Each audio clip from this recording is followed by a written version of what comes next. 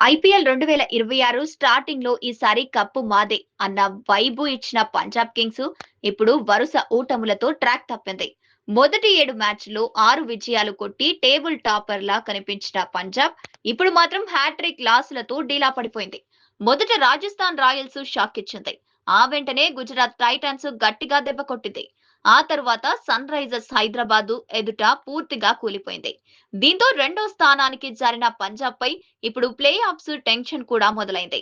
13 పాయింట్లతో ఉన్నప్పటికీ ఇదే ఫామ్ కొనసాగితే టాప్ 2 నుంచి కిందకు పడిపోవడం ఖాయమని పరిస్థితి కనిపిస్తోంది. పంజాబ్ ఓటముల వెనుక 3 ప్రధాన కారణాలు కనిపిస్తున్నాయి. స్థిరంగా రాణించే బౌలర్లు లేరు. బ్యాటింగ్ లో టాప్ ఆర్డర్ వరుసగా ఫెయిల్ అవుతోంది. ఇక ఫీల్డింగ్ బ్లండర్స్ గురించి చెప్పడమే అనవసరం. ఈ ఐపీఎల్ సీజన్ లో అత్యంత చెత్త ఫీల్డింగ్ అంటే పంజాబ్దే. సీజన్ ప్రారంభంలో ప్రత్యర్థులపై దాడి చేసిన పంజాబ్ ఇప్పుడు అదే అగ్రెషన్ కొనసాగించలేకపోతుంది. ముఖ్యంగా హర్షదీప్ సింగ్, మార్కో జాన్సన్ నుంచి ఎక్స్పెక్ట్ చేసిన ఇంపాక్ట్ రావడం లేదు. పవర్ ప్లేలో వికెట్లు తీయాల్సిన వీళ్లు పరుగులు కట్టడి చేయడంలో విఫలమవుతున్నారు. మరోవైపు చాహల్ మాత్రం ఛాన్సులు క్రియేట్ చేస్తున్నాడు. కానీ ఫీల్డర్లు క్యాచ్లు మిస్ చేసి మొత్తం శ్రమను వృధా చేస్తున్నారు. ఈ సీజన్ లో చాహల్ బౌలింగ్ లోనే 8 క్యాచ్లు డ్రాప్ కావడం అంటే పంజాబ్ ఫీల్డింగ్ ఎంత డేంజర్ జోన్ లో ఉందో అర్థమవుతోంది. హైదరాబాద్ మ్యాచ్ లో ఇషాన్ కిషన్, క్లాసన్ ఇచ్చిన సింపుల్ క్యాచ్లకు కూడా పట్టలేకపోయారు.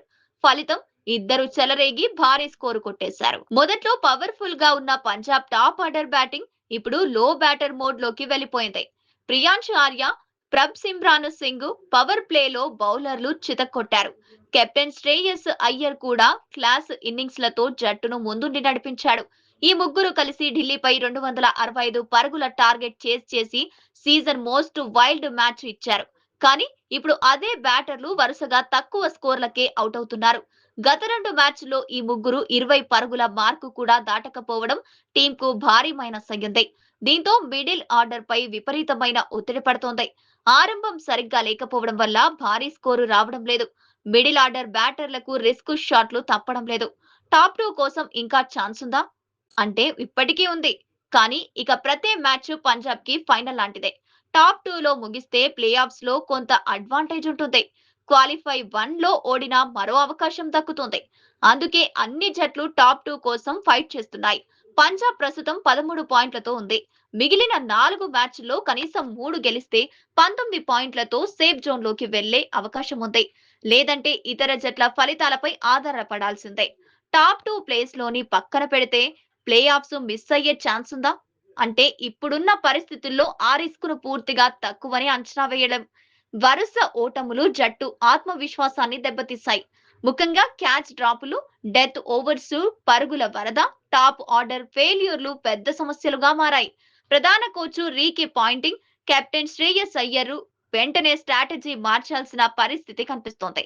కనీసం 2 మ్యాచ్లు గెలిస్తే ప్లే ఆఫ్స్ ఖాయమవుతుంది. కానీ ఓడిపోతే నెట్ రన్ రేట్ కీలకంగా మారుతుంది. ప్రస్తుతం అదే పంజాబ్ కు సవాలు.